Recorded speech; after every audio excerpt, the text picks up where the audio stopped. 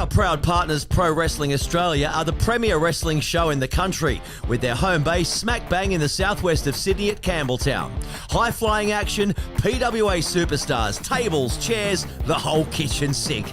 Get yourself ringside at one of their upcoming shows. For more info, head to the website prowrestlingaustralia.com.au. Well, hello and welcome to a special episode of Behind the Raw, the official podcast of West Tigers, where we give it to you straight leading into our final game of the season. Taking on, of course, Parramatta Eels on Friday night at what will be a sold-out Campbelltown Sports Stadium. We thought it'd be a good opportunity to have a chat to our Chief Executive of West Tigers, Shane Richardson. There has been a lot of reports in the media over recent days, many of which, Richo, as I welcome you, have been wide of the mark. Yeah, look, I try as much as I can to ignore the outside noise, because I can assure you this and tell all the members once again, there's two things. One, no one's going to knock us off the course we're on. We're on a course that we've committed to. It's on the website. Nothing will change from that. So no matter what, some shit that comes outside from anybody outside will make no difference to it. The second thing is it never ceases to amaze me with clubs, and it's not just this club, but this club unfortunately listens too much to the outside noise, or has done in the past. It never ceases to amaze me that people say all the time, I love this club. Yeah, well, I'm not sure how much you love it. They probably love the Blazers and the information around it, because all they want to do is create problems and challenges for us externally. In the past, we've had journalists who have been very close to the board and have received leaks. They've received none of those leaks this year.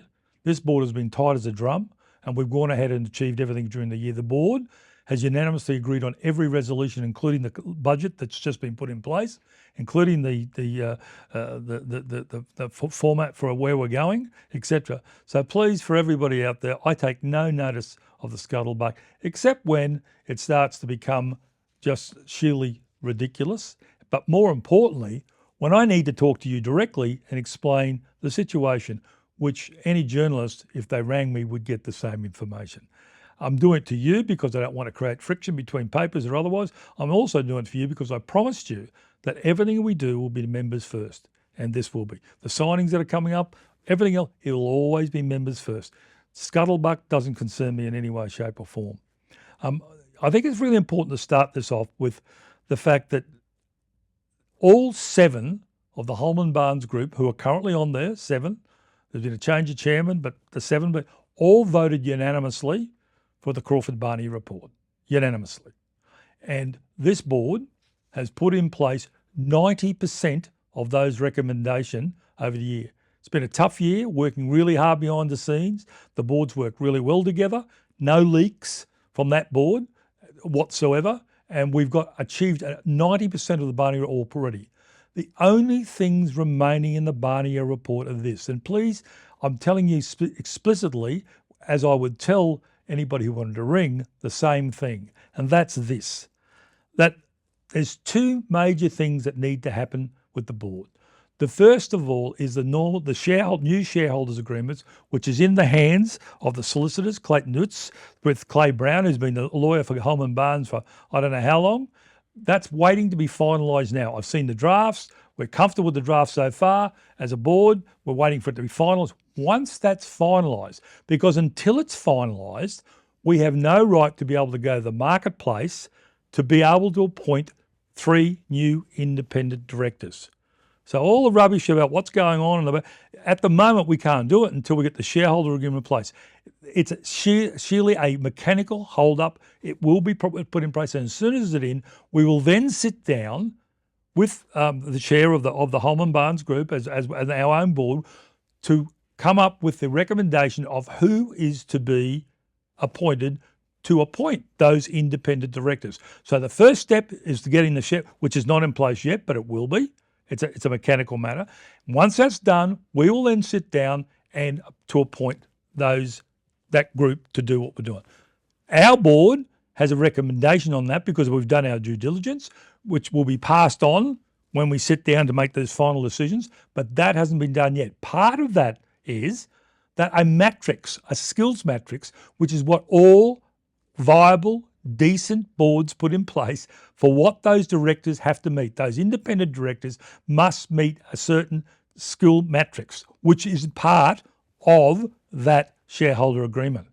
So this has all been a process. It's slower than we'd like, yes, but it's not held up for any Machiavellian or evil way or people in the background, excepting for people in the background who want to make it Machiavellian to try and set us off our path, which I can tell you now they will not do under any circumstances. So we have processed 90% of the report. There's two factors yet, the shareholders, and then from that, the independent board. And I will assure you that, and I've got no reason to doubt it, that they will be truly independent and meet the skill matrix. And Barry O'Farrell is the interim chairman till that's finalised. I have no doubt also that I've never worked with a better chairman than Barry O'Farrell. He is organised, he's across the point, he understands corporate governance, he doesn't flare up and flash up, he doesn't want to be in the front of the cameras all the time, he actually truly believes in corporate governance and the way we're doing things. And to be fair, the tough 8 or 9 months we've had in place couldn't have happened without Barry's leadership and guidance.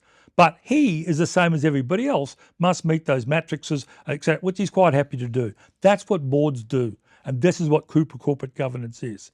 So please, everybody, that's the truth. Very, very simple. Anybody could understand it.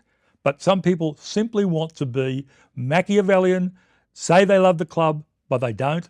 Get involved with the press, bring things up to the press which are not relevant to what we're doing. I worry about the war, not the battle. The war is getting those two things in place.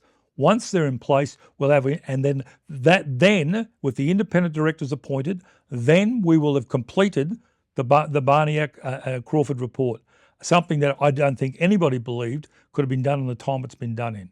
So sit back on Friday night, really enjoy what you've done. It's quite amazing that it'll be our third sellout at Campbelltown. The last time we had a sellout at Campbelltown was 2005 and we won the premiership. I don't have to remind you members that we're not going to win a premiership on Friday night, but it's a great night for the club. We're doing a lot of exciting things for it.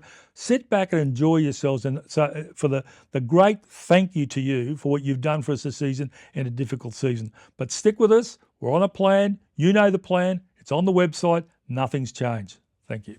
Thanks very much. And I guess there you have it, Richo, on our official podcast, giving it to you straight. Well, very best of luck to both teams this weekend. It all starts on Friday night, of course, at that sold-out Campbelltown Sports Stadium.